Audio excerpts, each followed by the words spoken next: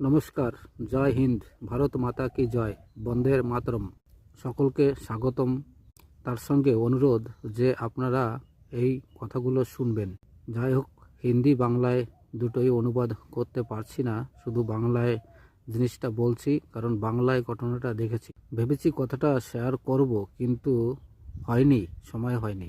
তার জন্য কিছু সময় অতিবাহিত হয়ে বর্তমানে বলতে বাধ্য হচ্ছি।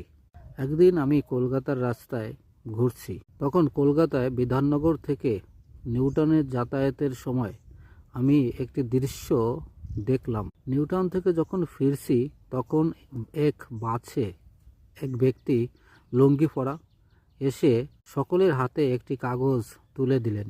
সকলেই কাগজ দেখলো, পড়লো, কিন্তু আশ্চর্যের বিষয় লাগলো এটা যে বাস ভাড়া যা ছিল তার থেকে বেশি টাকা ওই লুঙ্গি পরা ব্যক্তিকে দান করতে আরম্ভ করলো মানুষ, অর্থাৎ বাসের যাত্রীরা। হিন্দু মুসলমান নয়, নির্বিশেষে সকলেই দান করলো। কেউ 50 টাকা, কেউ 100 টাকা, 20 টাকা ইত্যাদিভাবে সকলে। লেখাটা পড়ে সকলে এইভাবে দান করলো দেখে আমি আশ্চর্য হয়ে পড়লাম। সাধারণ একটি লেখা পড়ে মানুষ দান করলো, টাকাটা কোথায় যাচ্ছে, কি কারণে খরচা হচ্ছে, তার জানার প্রয়োজন বোধ করলো না। ওখানে এমন কোনো লেখা ছিল না যা গভর্নমেন্ট দ্বারা নির্ধারিত কোনো ট্রাস্ট। কিন্তু এই টাকা আজ কোথায় যে পৌঁছালো আপনারা সকলে অনুভব করতে হয়তো পারছে। মেনে তো বাংলার লোক, কারণ কিছু অত্যাচারিত রাজার নামে কিছু ইট গাঁথা হচ্ছে।